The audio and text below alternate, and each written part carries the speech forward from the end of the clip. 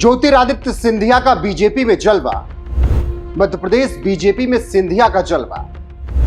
Tractor का steering Govind Singh ने संभाला।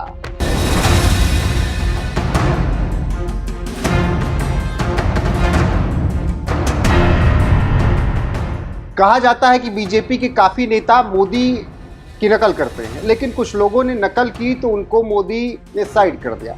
साइड लाइन की लिस्ट में कई नाम अब भी लिए जा सकते हैं, लेकिन अब जो खबर आ रही है वो ये कि ज्योतिरादित्य सिंधिया की नकल बीजेपी के नेता कर रहे हैं। जी हाँ, कभी खेत में ट्रैक्टर चलाकर तो कभी किसी और तरीके से, लेकिन अब मंत्री और संतरी सभी ट्रैक्टर की सवारी कर रहे हैं। इसके बाद जैसे पंजाब में जो बाढ़ आई तो राहुल गांधी ने ट्रैक्टर की सवारी की थी, लेकिन उनकी सवारी में राजा वडिंग थे। राजनीतिक विश्लेषकों की माने तो ट्रैक्टर की सीट पर बैठना जनता के लिए पहुंचने का नया ट्रेंड बन गया है, या फिर कैमरे के सामने दिखाने का नया स्टंट। ये तो आप जानते ही हैं कि नेता अब कैमराजीवी हो गए, तभी हर छोटे से छोटे नेता भी सेल्फी लेने, वीडियो बनाने, रील बनाने का काम करने लगे। इसी कड़ी में ज्योतिरादित्य सिंधिया ने कुछ दिनों पहले गुना अशोकनगर के खेत खलियानों में ट्रैक्टर की ड्राइविंग सीट पर बैठे नजर आए और कैमरों ने उनके इस अंदाज को कैद कर लिया, जो काफी वायरल हुआ। लेकिन अब सिंधिया के खासम खास मंत्री गोविंद सिंह राजपूत भी पीछे कहाँ रहने वाले थे, उनका भी एक वीडियो वायरल हो रहा है।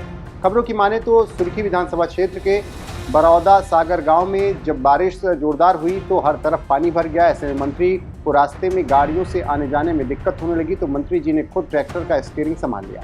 जरा सोचिए, जहां तक किसी एसयूवी या सरकारी गाड़ी का पहिया भी नहीं पहुंच सकता, वहां मंत्री जी ट्रैक्टर हाँकते हुए पहुंचे। और दिलचस्प ये कि ट्रैक्टर पर मंत्री जी अकेले नहीं थे, उनके साथ कलेक्टर साहब और एसडीएम भी सवार थे। मतलब ट्रैक्टर बना पावर का पब्लिक कैरियर। मंत्री जी का ये सफर केवल कीचड़ से गुजरने के लिए नहीं था, बल्कि वो पहुंचे थे एक खास प्रोजेक्ट को देखने के लिए, जो अब सुर्खियां बटोर रहा है।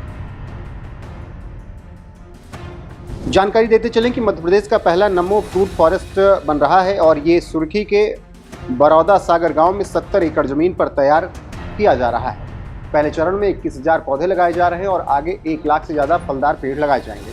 इसमें आम, अमरूद, संतरा, नींबू से लेकर हर वो फलदार वृक्ष होगा जो किसानों और स्थानीय समूहों को आत्मनिर्भर बनाएगा। मंत्री गोविंद राजपूत ने ऐलान किया कि आने वाले वक्त में ये पूरा प्रोजेक्ट स्व सहायता समूहों को सौंप दिया जाएगा। मतलब ये फॉरेस्ट सिर्फ पेड़ नहीं बल्कि ग्रामीणों के लिए रोजगार का नया जंगल होगा। लेकिन बड़ा सवाल ये कि नेताओं का ये ट्रैक्टर चलाना क्या वाकई जनता से जुड़ने की पहल है या फिर ये पब्लिक रिलेशन का नया हथियार है। इसलिए इसको भी माने तो कौन नहीं जानता कि उसकी मीडिया में चर्चा हो और चर्चा अच्छे से हो। अगर ट्रैक्टर पर बैठने से जनता के दिल में जगह मिलती है तो बैठने में क्या है। इसके साथ ही साथ जिले का सबसे बड़ा अधिकारी भी अगर साथ हो तो मंत्री का रौब जनता में दिखता है और ये अच्छा माना जाता है। लेकिन ये तो वक्त बताएगा।